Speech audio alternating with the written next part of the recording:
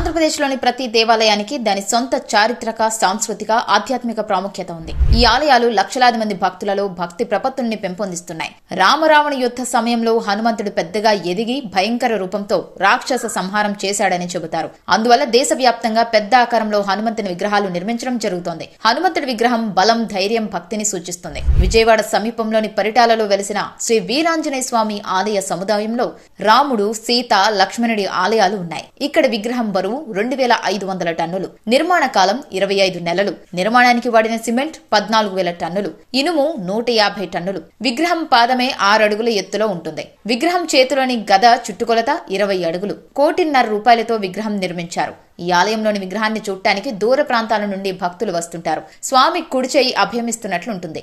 దేశంలో ఎత్తైన విగ్రహాలలో ఇది ఒకటి.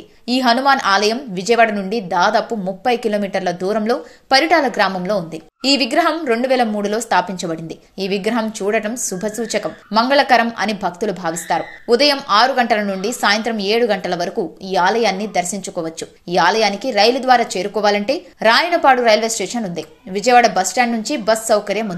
శ్రీరామనవమి, హనుమాన్ జయంతి పర్వదినాలను ఇక్కడ ఎంతో వైభవంగా నిర్వహిస్తారు. మంగళవారం, శనివారాల్లో స్వామికి ప్రత్యేక పూజలు చేస్తారు. ప్రకృతి ఒడిలో ప్రశాంతత కోరుకునే భక్తులకు బెస్ట్ చాయిస్ విజయవాడ సమీపంలో పరిటాలలో వెలిసిన శ్రీ ఆంజనేయ స్వామి ఆలయ దర్శనం. పరిటాలలో అనేక అతిథి గృహాలు, హోమ్ స్టేలు అందుబాటులో ఉన్నాయి. పరిటాల సమీపంలోని విజయవాడలో హోటళ్లు ఉన్నాయి. ఈ భారీ హనుమంతుడి విగ్రహం దర్శించడం భక్తులకు మధురానుభూతి అనడంలో ఏ మాత్రం అతిశయోక్తి లేదు.